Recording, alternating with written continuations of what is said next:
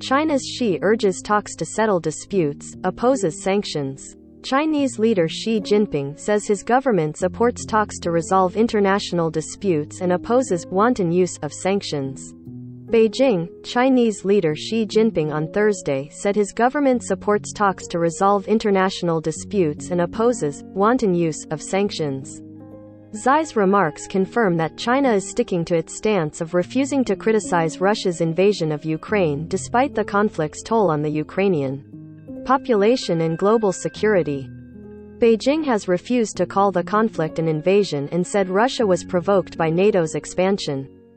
Despite that, Xi said China remains committed to respecting the sovereignty and territorial integrity of all countries and non-interference in their internal affairs. We stay committed to peacefully resolving differences and disputes between countries through dialogue and consultation, support all efforts conducive to the peaceful settlement of crises, reject double standards, and oppose the wanton use of unilateral sanctions and long-arm jurisdiction, Xi said in a televised address to an international forum in the southern island province of Hainan.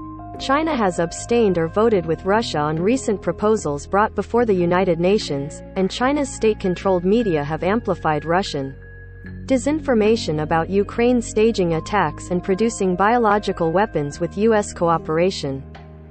Xi met with Putin in Beijing less than a month before Russia launched its February 24 invasion, with the two sides issuing a joint statement affirming their no limits relationship. China has maintained its support for Moscow despite possible war crimes committed by Russian troops and says it maintains normal economic ties between the countries despite the imposition of economic sanctions by other nations. China is also believed to be studying the Ukraine crisis for how it might later affect its policy toward Taiwan, the self-governing island democracy it threatens to invade to bring it under its own control. Taiwan and China split during a civil war in 1949, but China claims the island as its own territory. U.S. Defense Secretary Lloyd Austin on Wednesday spoke with his Chinese counterpart for the first time since becoming Pentagon chief more than a year ago, breaking a communications impasse that American officials saw as increasingly dangerous.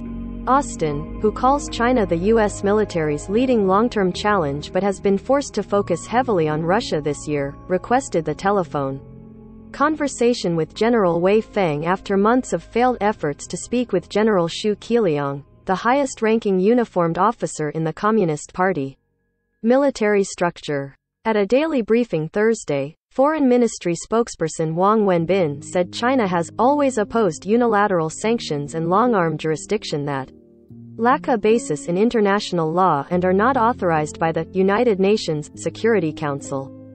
Sanctions are not the right way to de-escalate tensions, end wars or avoid casualties, but will only exacerbate conflicts, increase spillover and make the world pay more, Wang said.